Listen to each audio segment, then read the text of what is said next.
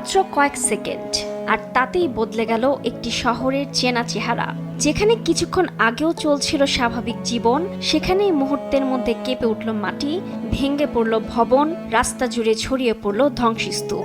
ধ্বংসস্তূপের নিচে আটকে পড়া মানুষদের উদ্ধারে শুরু হলো সময়ের সঙ্গে পাল্লা দিয়ে লড়াই। কলম্বিয়ার আঘাত হানা শক্তিশালী ভূমিকম্পে তৈরি হয়েছে এমনই ভয়াবহ পরিস্থিতি। স্থানীয় সময় সোমবার পশ্চিম কলম্বিয়ার বিস্তীর্ণ এলাকায় কেঁপে ওঠে 7.4 মাত্রার শক্তিশালী ভূমিকম্পে। যুক্তরাষ্ট্রের ভূতাত্ত্বিক জরিপ সংস্থা USGS এর তথ্য অনুযায়ী ভূমিকম্পটির উৎপত্তিস্থল ছিল ভূপৃষ্ঠের প্রায় 107 কিলোমিটার গভীরে।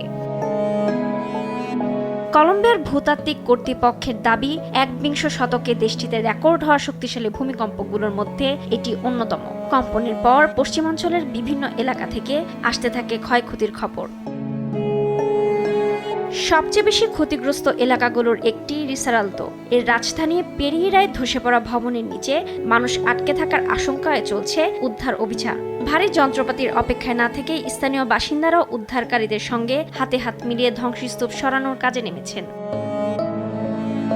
কোথাও পুলিশ, কোথাও দমকল কর্মী, আবার কোথাও সাধারণ মানুষ, সবাই মিলে চেষ্টা করছেন ধ্বংসস্তূপের নিচে আটকে থাকা মানুষদের খুঁজে বের করতে। কারো স্বজন নিখোঁজ, কেউ অপেক্ষা করছেন সন্তানের জন্য, আবার কেউ জানেনই না ধসে পড়া ভবনের নিচে থাকা প্রিয় মানুষটি আদৌ বেঁচে আছে কিনা।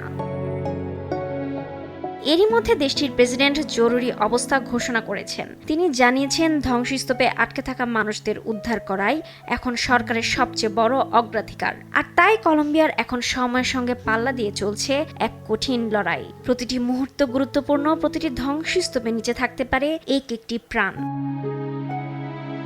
মানুষের চোখে উৎকণ্ঠা, নিখোঁজদের খোঁজে ছুটে চলা পরিবার, আর ধ্বংসস্তূপ সরাতে ব্যস্ত উদ্ধারকারীরা। সব মিলিয়ে পশ্চিম কলম্বিয়া এখন এক ভয়াবহ মানবিক সংকটে। তবুও ধ্বংসস্তূপের মাঝেও বেঁচে আছে আশা, কারণ উদ্ধারকারীদের হাত যতক্ষণ ধ্বংসস্তূপের নিচে পৌঁছাচ্ছে ততক্ষণ শেষ হয়ে যায়নি অপেক্ষা। আর সেই আশাতেই এখন স্বজনদের শেষ ভরসা। রুবায়েত তানজুম, দেশ টিভি।